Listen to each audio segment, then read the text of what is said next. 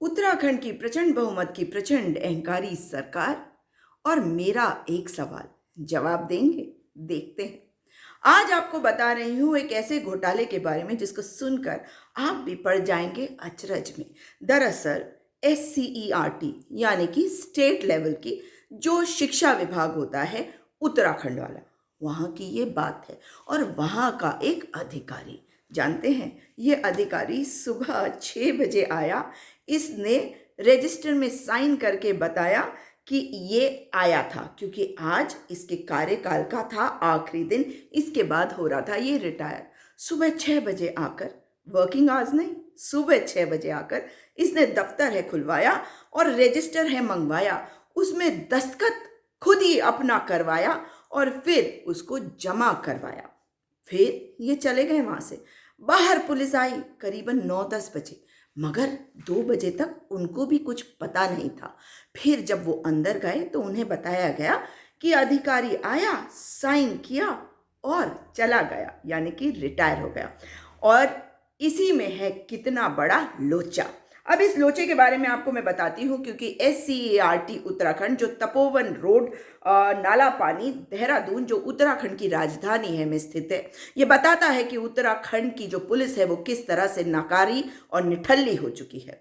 किस तरह से IPS की पोस्ट जो है वहां पर PPS प्रमोट ही आ जाते हैं, उससे मुझे कोई दिक्कत नहीं है, या डायरेक्ट जो PPS है वो IPS की पोस्ट में आते हैं। और IAS की पोस्ट में उत्तराखंड में IPS को बिठाया जाता है। उत्तर प्रदेश का कैडर वाला व्यक्ति उत्तराखंड में राज करता है। मगर आज सवाल यह होता है कि आखिर ये सिस्टम क्यों है चरमराया हुआ। उत्तराखंड की प्रचंड बहुमत की प्रचंड अहंकारी सरकार और यहाँ के मुख्यमंत्री जी अब आपको देने होंगे जवाब, क्योंकि आपके मंत्री जी के ऊपर बहुत ही संगीन है आरोप। अब आपको बता दूं कि SCERT उत्तराखंड जो तपोवन रोड नाला पानी में है, यानी कि जो उत्तराखंड का शिक्षा विभाग है, वहां पे एक व्यक्ति हैं मदन सिंह रावत, जिनके ऊपर बहुत ही संगीन आरोप लगे हैं। और इस पूरे बात का खुलासा किया है पत्रकार आशुतोष नेगी ने, क्योंकि उनके हिसाब से बहुत कुछ हुआ। उसके बारे में आपको सिलसिलेवार बताती हूँ, पर पहले बता दूं कि मदन सिंह रावत के ऊपर पहले भी कई बार उनके ऊपर आरोप लगे। जब वे बागेश्वर में उनकी पोस्टिंग थी तो तब भी उनके ऊपर आरोप लगे। फिर उसके बाद सतपाल महाराज जी के जो विधायक निधि है उसमें से पैसा इस्तेमाल हुआ, जिसमें सब स्टैंडर्ड क्वालिटी के जो हैं LED बल्ब्स लाए गए जो स्कूलों में लगाए गए, उस पर भी एक घोटाला हुआ और वो भी सामने आया था। लेकिन अब आज जो कुछ हुआ है वो बड़ा कमाल का है, उसके बारे में आपको बताती हूँ। लेकिन ये बता दूं कि मदन सिंह रावत जी, उनके बारे में आशुतोष नेगी जी का कहना है कि बड़े गहन आरोप इन पे लगे थे और उसके बाद इनका स्टिंग हुआ जो सबके सामने आ गया। लेकिन आरोप क्या लगे थे? दरअसल शासकीय विद्यालय कोटागढ़ के जो मैनेजर थे अनिल नेगी, उन्होंने एक स्टिंग किया था इनके ऊपर। पहले वो गए आशुतोष नेगी जी के पास और आशुतोष नेगी जी का कहना है कि उन्होंने बताया अनिल नेगी ने कि मदन सिंह रावत उनके ऊपर अपने भाई को नियुक्ति देने के लिए दबाव डाल रहे हैं कि भाई इसको चयनित करो, किसी भी तरह से चयनित करवाओ, किसी भी तरह से कुछ भी करो, मगर इसको शासकीय विद्यालय में टीचर के तौर पर लगवाओ। मगर अनिल नेगी को दूसरी दिक्कत क्या थी? ये थी कि वहाँ पे जो शिक्षा विभाग में जो शिक्षक थे, अंग्रेजी के अन्य शिक्षक, उनके अनुमोदन करने के लिए ये मदन सिंह रावत कह रहे थे कि मुझे पैसा चाहिए। तो एक तरफ से उन्हें पैसा चाहिए था और दूसरी तरफ उनके भाई को लगवाने के लिए उन्हें कोई पैसा नहीं मिल रहा था, ऐसा आशुतोष नेगी जी का कहना है कि इसलिए उनको दिक्कत थी। तो उन्होंने आशुतोष नेगी जी से कहा कि भाई इसके बारे में खबर छापो। और आशुतोष नेगी जी का कहना था कि भाई आप कोई इसमें प्रूफ लेके आए तो मैं अवश्य इसे करूंगा। तो उन्होंने उनको एक स्पाई कैम दिया, उसके बाद जाके इन्होंने एक स्टिंग किया और उसके बाद ये खबर जो है ये प्रसारित भी करी आशुतोष नेगी ने अपने पोर्टल से। मगर उसके बाद, और ये काफ़ी टाइम तक उन्होंने इस स्पाई कैम का इस्तेमाल किया, यानी कि काफ़ी कुछ उन्होंने इकट्ठा किया। तब आशुतोष नेगी जी जो AD हैं महावीर बिष्ट देहरादून में उनकी नियुक्ति है, तो वो यहीं पे होते थे, तो उनको कहा, इसके बारे में बताया। तो उसके बाद जो झालमेल घालमेल शुरू हुआ, बस उसके बारे में तो आप पूछिए मत। क्योंकि ये जो महावीर बिष्ट हैं, इन्होंने क्या कहा? इन्होंने कहा कि मदन सिंह रावत ने कहा कि मतलब उसने अपने भाई की नियुक्ति के लिए पैसा दिया। मतलब एक अधिकारी कह रहा है कि मेरा जो जूनियर है उसने पैसे दिए अपने भाई को नियुक्त करवाने के लिए। यानी कि सबसे पहले तो हम आ जाते हैं महावीर बिष्ट पर, जिन्होंने मदन सिंह रावत की इस बात को जानते हुए भी कोई कार्रवाई नहीं करी।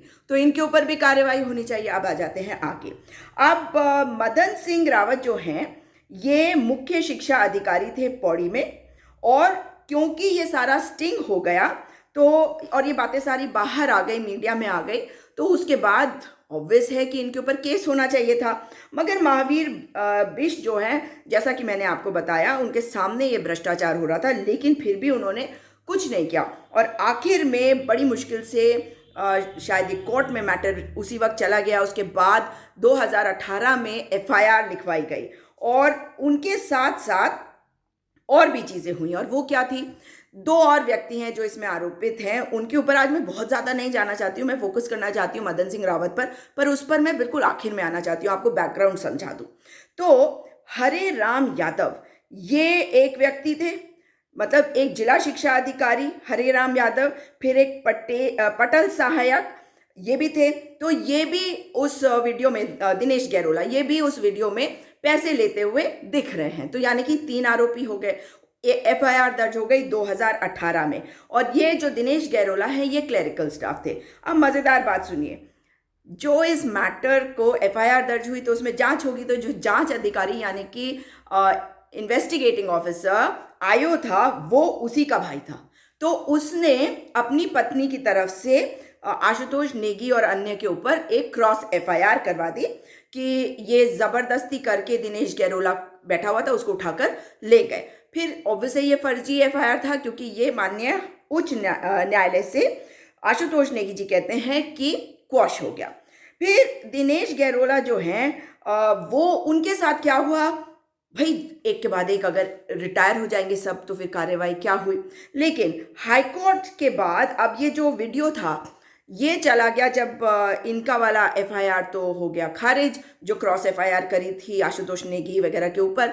लेकिन जो 2018 वाला एफआईआर था इन तीनों के नाम पर, मतलब उसमें नामजद कौन थे, एक मदन सिंह रावत, एक हरे राम यादव जो जिला शिक्षा अधिकारी था, और जो पटल सहायक दिनेश गैरोला। इस मैटर में वीडियो जो है वो फोरेंसिक लैब में चली गई। अब आरटीआई के तहत जो इन्फॉर्मेशन इन्होंने निकाली उसके हिसाब से 2020 में जांच रिपोर्ट आ चुकी है। जबकि ये बार बार पूछते थे तो कहते थे अभी आ रही है, अभी नहीं आई है, तो ये भी इंतजार कर रहे थे। यानी कि जो तथ्य थे उनको भी पुलिस वाले छुपा रहे थे। इसीलिए मैं आप लोगों को भी कहती हूँ कि आरटीआई का इस्तेमाल करिए या जो भी चीज़ें हैं। अब ये बड़ी मज़ेदार चीज़ है, इन लोगों को भी ये लगा कि भाई ये कार्रवाई शायद इसलिए नहीं कर रहे हैं क्योंकि ये जो व्यक्ति है मदन सिंह रावत, ये शिक्षा विभाग में है, ये एक सरकारी कर्मचारी है, और इसके ऊपर कोई भी कार्रवाई करने के लिए गृह विभाग को शिक्षा विभाग से परमिशन लेनी पड़ेगी, अनुमति लेनी पड़ेगी, और इसी के बाद ही एफआईआर होगी, इन्हें ये लगता रहा। लेकिन खैर एफआईआर हुई, फिर ये हाई कोर्ट ये भी भागे बेल के लिए, मगर इन्हें बेल नहीं मिली, इनकी एप्लीकेशन रिजेक्ट हो गई। और जो भ्रष्टाचार निवारण अधिनियम है उसके तहत जो एफआईआर थी वो 2022 में वो फिर आगे बढ़नी शुरू हुई, और कि भाई इन्होंने एडमिशन के लिए भी पैसे का लेन देन किया, और इतना कुछ इसमें आया। लेकिन कमाल की बात यह है कि हाईकोर्ट के डायरेक्शन के बाद भी कोई गिरफ्तारी नहीं हुई, और गिरफ्तारी नहीं हुई तो मज़े से ये चलते रहे, इनका प्रमोशन भी हो गया। पहले ये क्या थे, मैंने आपको बताया, ये उच्च शिक्षा अधिकारी थे, मुख्य शिक्षा अधिकारी थे पौड़ी में, और उसके बाद ये बन गए निदेशक SCERT यानी कि शिक्षा विभाग के। जी हाँ, निदेशक बन गए। अब इसके बाद सुनिए कि क्या मज़ा आया। इनकी गिरफ्तारी नहीं हुई, आराम से घूमते रहे, अपना जो भी काम करना था करते रहे। ये बेल के लिए हाई कोर्ट गए, वहाँ से इनकी एप्लीकेशन रिजेक्ट हो गई। फिर उसके बाद ये सुप्रीम कोर्ट गए, वहाँ से भी इनकी बेल एप्लीकेशन जो है वो खारिज हो गई। और ये सितंबर 2023 यानी कि अभी 1.5 महीने पहले समझ लीजिए, ये तब की बात है, 1.5 महीना ही समझिए। अब दिनेश गैरोला तो अरेस्ट हो गया, लेकिन ये जो हरे राम यादव है, हरे राम यादव कौन, जो जिला शिक्षा अधिकारी था उस समय, वो कहाँ गया? वो रिटायर होके सरकारी फंड लेकर वो चला गया बलिया। तो अब वो मजे से बलिया में है, उसकी गिरफ्तारी अभी तक नहीं हुई। अब मदन सिंह रावत जो है वो लंबी छुट्टी पे जा रखे थे, वो डायरेक्टर थे शिक्षा विभाग में, मगर वो लंबी छुट्टी पे चले गए थे और उन्हें 31 अक्टूबर को रिटायर होना था, तो वो 30 अक्टूबर तक तो गायब थे भाई, क्योंकि उन्हें पता था कि वो कहीं पे भी दिखेंगे तो उन्हें गिरफ्तार करने के ऑर्डर है। वो तो माननीय उच्चतम न्यायालय में जब उनकी बेल एप्लीकेशन खारिज हो चुकी है तो उनको तो गिरफ्तार किया जाना चाहिए। आप देखिए मजा क्या हुआ, वो 30 अक्टूबर तक बाहर रहते हैं, फिर 31 अक्टूबर को सुबह 6 बजे शिक्षा विभाग आते हैं, अंदर जाते हैं, वहाँ पर रजिस्टर निकलवाते हैं और फिर उस पर खुद से साइन करवाते हैं और रजिस्टर को वहाँ जमा करवा देते हैं। फिर वहाँ से वो निकल जाते हैं और उन्हें कोई पकड़ नहीं पाता है। जी हाँ, एक व्यक्ति जिसकी अरेस्टिंग होनी है, जिसे पुलिस, सो कॉल्ड पुलिस ढूंढ रही है, 9 देशों की पुलिस नहीं, एक राज्य की पुलिस, छोटे से राज्य की, एक छोटे से विभाग में, एक छोटी सी बिल्डिंग में एक व्यक्ति मदन सिंह रावत को ढूंढ रहे हैं, क्योंकि सुप्रीम कोर्ट में उनकी बेल एप्लीकेशन खारिज हो चुकी है। मगर वो सुबह आता है शाहरुख खान की तरह डॉन बनकर, और आता है, रजिस्टर बाहर निकलवाता है, उसमें साइन करवाता है और अपने आप को लास्ट वर्किंग डे पर काम करते हुए बताकर वहां से निकल जाता है। यानी कि उसकी अकॉर्डिंग टू वो रिटायर हो गया, फिर वो चला जाता है। लेकिन अगर किसी भी संस्था का टाइम है कि भाई आपके वर्किंग आवर्स जैसे 9 बजे से हैं या 8 बजे से हैं, तो आप उस समय आएंगे तभी तो होगा। वहाँ पे जो तैनात था एक पीआरडी का जवान, उसने ये बात बताई, उसका नाम है एसएस राणा। ये वीडियो में आप देख सकते हैं कि ये बता रहा है कि अधिकारी जो सुबह अपने ऑफिस पहुंच जाता है, गार्ड साहब यहाँ पर थे, पीआरडी के जवान है।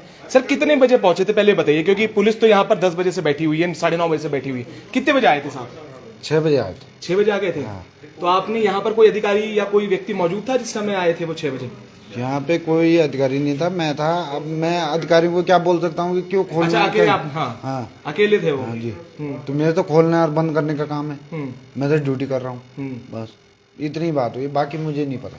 अच्छा, वो रजिस्टर में साइन करके और मेरे को नहीं पता। अच्छा, फिर मैं तो बाहर ही बाहर रहता हूँ, सिर्फ मेरा खोलने का और बंद करने का है, क्योंकि शासन से 8 बजे अधिकारी आते हैं, रात को 8 बजे आते हैं, तो उनके लिए भी खोलना पड़ता है मुझे, और सवेरे भी खोलना पड़ता है, इसलिए मैंने खोल दिया। अब बाकी मेरे को पता ही नहीं, कुछ मामला इसमें क्या है क्या नहीं है। अच्छा, सुबह 6 बजे आए थे? जी जी। तो पुलिस यहाँ पर लगी हुई थी, आपसे कई लोगों ने पूछा भी होगा कि वो आ रहे हैं, इसलिए पुलिस गेट में भी लगी।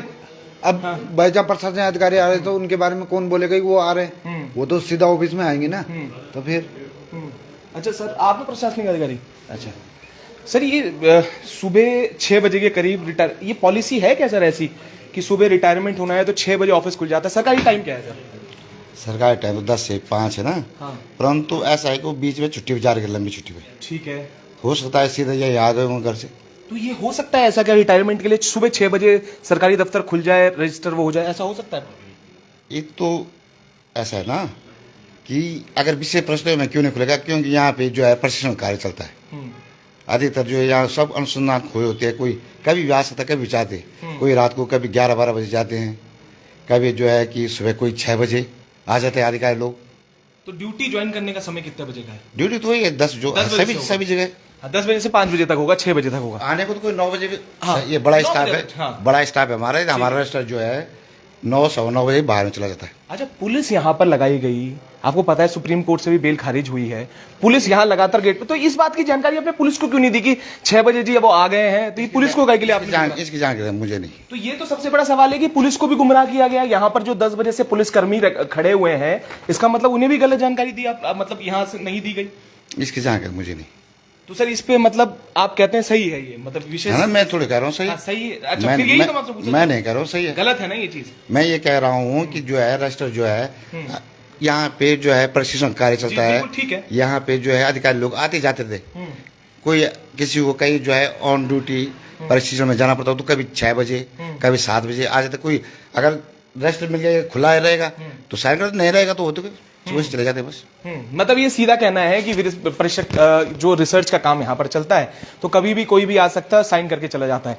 और इस केस में जहां पर पुलिस साइन तो करके गए सर अगर अच्छा रजिस्टर है यहाँ पर आपके पास, वो रजिस्टर है सर, थोड़ा सा आप दिखाएंगे वो रजिस्टर में साइन है या नहीं? साइन तो दिखा सकते हैं? दिखा दे आपका अधिक उनको दिखा, पुलिस वालों को दिखा देंगे। दिखा दिया है? अच्छा कब पुलिस वालों को कब दिखाया? अभी लेंगे वो, अभी 2 बजे के लगभग। अच्छा 2 बजे के लगभग, मतलब सूचना आपने 2 बजे दी होगी लगभग ये? मैं जब उन्होंने पूछा कि उनके साइन हो रहे हैं कि नहीं हो रहे हैं, बस। अच्छा अच्छा ठीक है, तब लेके गए। वहां पर वो सुबह आए, उसका काम है दरवाजा खोलना, उसने खोला, ये अंदर गए, उन्होंने क्या किया उसे क्या पता, चले गए। और वो रजिस्टर अब पुलिस के पास है जिसमें उसने साइन किया। अब इसको आपके बच्चे सड़कों पे घूम रहे हैं, इसको क्या मानेंगे आप? रिटायरमेंट? लेकिन इससे भी बड़ा लोचा भी आ रहा है। जिस व्यक्ति को आपने चुना है विधायक के रूप में, आज शिक्षा विभाग, सहकारिता विभाग, स्वास्थ्य विभाग सबका मंत्री है और घूमता है इन्वेस्टमेंट लाने के लिए मुख्यमंत्री पुष्कर सिंह धामी के साथ दुबई में। उसका इसमें क्या हाथ है, अब मैं बताती हूं। अब ये सारी चीजें जब हो रही थी, इसमें धन सिंह रावत जी का संरक्षण कहां से आता है? आप समझ ही गए, मैं उनकी बात कर रही हूं। अब जो विभागीय सचिव रविनाथ रामन थे, उन्होंने जब इस मैटर की गहनता से जांच की, क्योंकि डिपार्टमेंटल इंक्वायरी तो होती है, उन्होंने भी ये पाया कि इनके खिलाफ कार्रवाई करी जानी चाहिए। और शिक्षा सचिव की हैसियत से उन्होंने टिप्पणी भी करी और उसमें एलईडी प्रकरण के ऊपर एक कंपनी को लाभ देने की बात करी गई जो इनके द्वारा करी गई थी। और इसमें इन्होंने कहा कि भाई ये मतलब उन्होंने इतना कुछ लिखा है उसमें जिसके हिसाब से इस व्यक्ति को दोबारा से कोई भी नियुक्ति नहीं मिलनी चाहिए। अब फाइल उन्होंने फॉरवर्ड कर दी मंत्री जी को। मंत्री जी ने वार्ता के लिए बुलाया, फिर रवि और मंत्री जी कौन? धन सिंह रावत, वार्ता के लिए। उसके बाद रविनाथ रामन जी की उसमें जो नोटिंग है वो कहती है कि डिस्कस्ड विद ऑनरेबल मिनिस्टर। अब 1 नवंबर 2022 की ये बात है। मगर उसके बाद धन सिंह रावत क्या कहते हैं? वो कहते हैं कि मदन सिंह रावत को, जिसके लिए विभागीय सचिव जो एक IAS ऑफिसर है, उनसे तो ज़्यादा पढ़ा लिखा है, ज़्यादा समझदार है, ये तो पता नहीं कहाँ से क्या कौन सी डिग्री लेके आए, लेकिन विभागीय सचिव एक IAS ऑफिसर है और बहुत समझदार ऑफिसर हैं रविनाथ रामन। उत्तराखंड की राजधानी देहरादून के DM रह चुके हैं और उनकी कार्यशैली को सबने देखा है, बहुत ही सीरियस टाइप के व्यक्ति। अब उनका कहना है कि इस व्यक्ति को दोबारा कोई भी मतलब पोस्टिंग नहीं मिलनी चाहिए, इसको बिल्कुल पूरी तरह से हटाओ, इसके ऊपर कार्रवाई करो। धन सिंह रावत कहते हैं कि इनको डिमोट कर दो। अब सुनिए मजा, मतलब धन सिंह रावत पुलिस को अपने हाथ में करके कार्य करवा रहे हैं क्योंकि पुलिस उनको अरेस्ट नहीं कर पाई।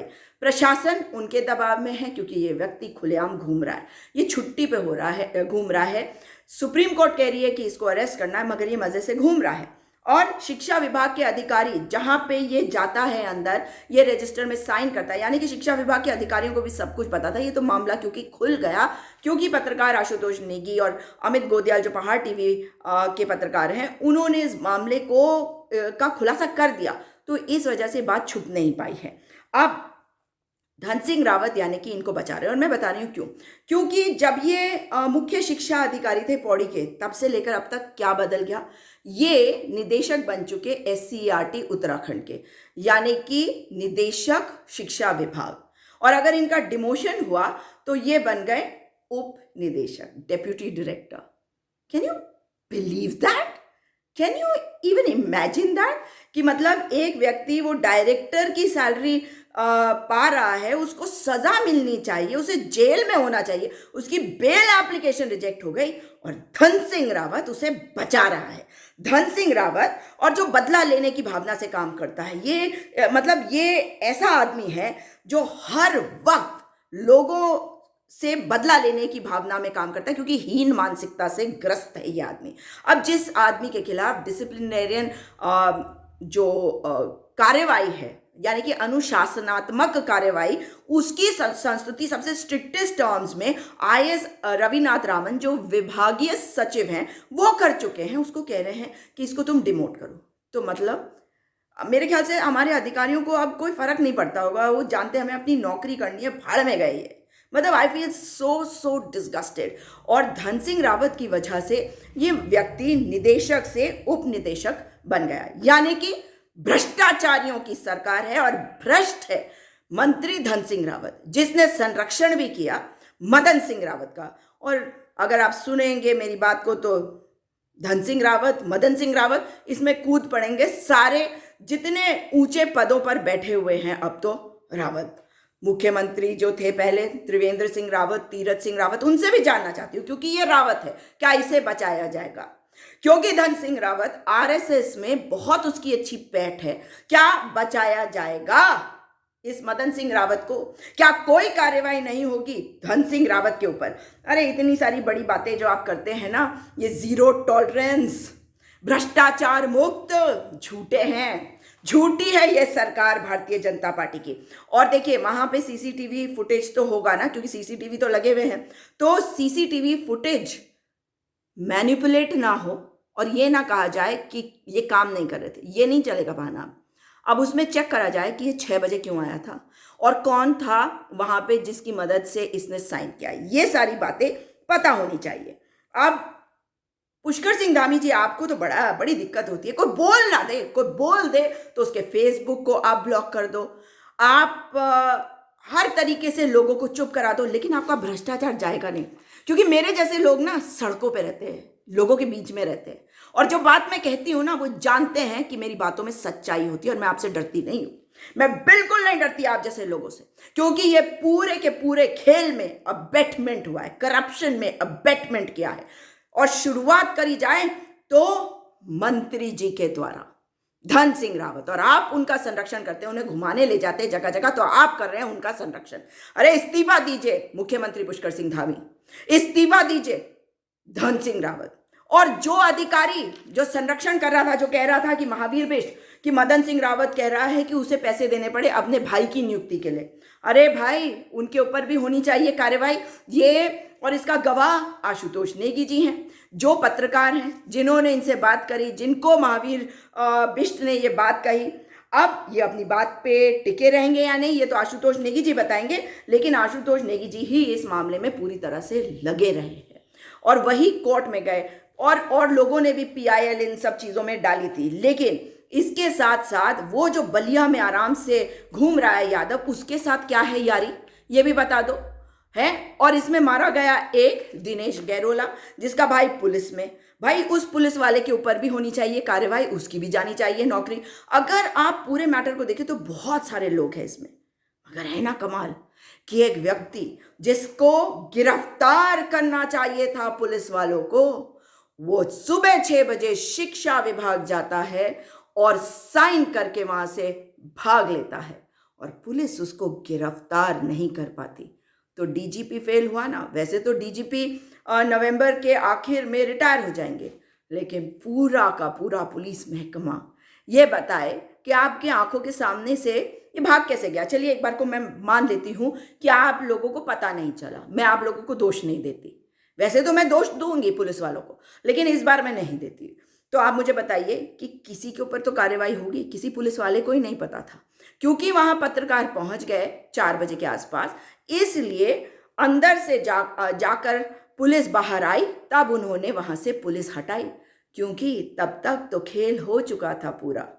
और अब ये बताना होगा भाजपा की सरकार को कि क्या आप इसे रिटायरमेंट मानेंगे या ये एक फर्जीवाड़ा है, ये एक डकैती है कि जिस व्यक्ति को पुलिस के सामने सरेंडर करना चाहिए था, सुप्रीम कोर्ट ने कहा था, उसने सरेंडर नहीं किया, सितंबर में कह दिया था, वो शिक्षा विभाग में छुट्टी पर रहता है और जाता है आखिरी दिन अपने सर्विस के साइन करके भाग जाता है ना कमाल।